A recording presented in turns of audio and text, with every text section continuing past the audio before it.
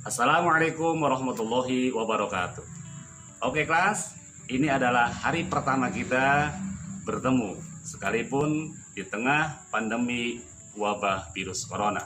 Bapak berharap kalian tetap semangat sekalipun belajar di rumah masing-masing.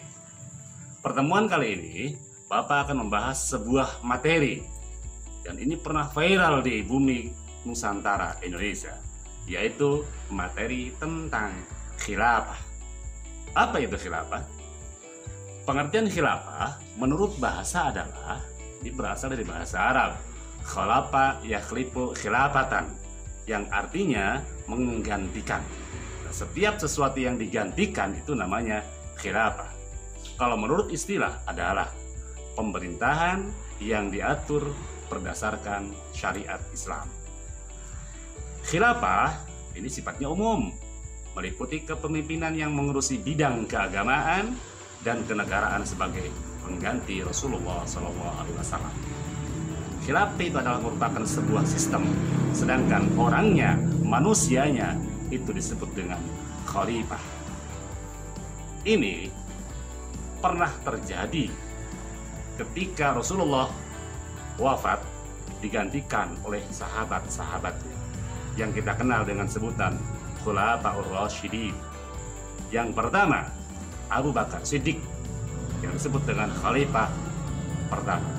Khalifah yang kedua adalah Umar bin Khattab. Khalifah yang ketiga, Utsman bin Affan. Dan Khalifah yang keempat, Ali bin Abi Thalib. Selanjutnya bersambung pada generasi dinasti. Di antaranya ada dinasti Umayyah di Damaskus. Khalifahnya yang tenar adalah Muawiyah bin Abi Sufyan. Kemudian ada lagi dinasti Abbasiyah. Pada masa Abbasiyah yang paling terkenal adalah pemerintahan di bawah kekhalifahan Harun ar-Rasyid. Selanjutnya ada lagi dinasti Umayyah di Spanyol, dinasti Fatimiyah di Mesir, dinasti Turki Utsmani, kerajaan Safawi di Persia, kerajaan Mongol di India, dan khalifah-khalifah yang lain. Dinasti-dinasti tadi ini memakai gelar khalifah, tetapi berbeda pelaksanaannya dengan Khulafaur Rasyidin. Jika Khulafaur Rasyidin dipilih secara musyawarah, maka dinasti-dinasti tersebut menerapkan tradisi pengangkatan raja secara turun-temurun. Sistem pemerintahan khilafah berakhir di Turki sejak Mustafa Kemal. Beliau menghapus sistem pemerintahan ini pada tanggal 3 Maret 1924. Umat Islam pernah berusaha menghidupkan kembali sistem khilafah melalui Mu'tamar Khilafah di Kairo. Juga pernah di Makkah. Organisasi Islam di Indonesia pun pernah membentuk komite khilafah. Namun semuanya tidak ada yang berhasil. Di Indonesia, sifat pengangkatan pemimpin atau presiden pernah dilakukan dengan dua bentuk. Yang pertama, pemilihan tidak langsung, yakni pemilihan melalui perwakilan ahlul hali wal aqdi atau DPR, MPR, yang berhak menentukan dan memutuskan segala hal yang menyangkut kehidupan rakyat, termasuk seluruh umat Islam. Yang kedua, pemilihan secara langsung, yakni suatu pemilihan yang dilakukan langsung oleh seluruh rakyat, setiap warga negara dan warga masyarakat yang berhak memilih langsung dan memberikan dukungan sesuai dengan kehendak hati mereka.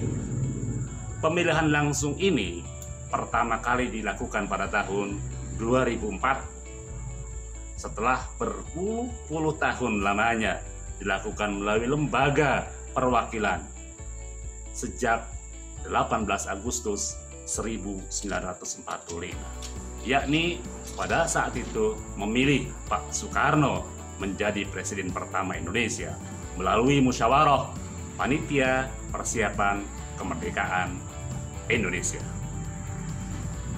Kedua bentuk pemilihan tersebut relatif bersesuaian dengan bentuk pemilihan khalifah seperti contoh dalam sejarah pemilihan pada masa Khulafaur Rasyidin, setidaknya dari segi sifatnya yang langsung dan tidak langsung. Ada pemimpin, pastinya ada yang dipimpin. Ada presiden, pastinya ada rakyat. Rakyat itu ada kewajiban dan ada hak. Di antara kewajiban rakyat adalah yang pertama, patuh dan taat kepada pemerintah. Dua, mencintai tanah air dan mempertahankan dari ancaman musuh dan gangguan musuh. Ketiga, memelihara persatuan dan kesatuan. Ada haknya juga. Nah, hak rakyat diantaranya adalah yang pertama, punya hak kemerdekaan pribadinya, hak bertempat tinggal, hak memiliki harta benda, hak berpikir dan berpendapat, hak beragama, hak belajar atau memperoleh pendidikan, hak hidup dan jaminan keamanan. Itu saja yang bisa Bapak sampaikan. Mudah-mudahan bisa dipahami dan tolong simak, catat apa yang Bapak sampaikan tadi. Kemudian kalian foto dan kirimkan hasilnya melalui nomor WA Bapak berikut ini. Terima kasih. Assalamualaikum warahmatullahi wabarakatuh.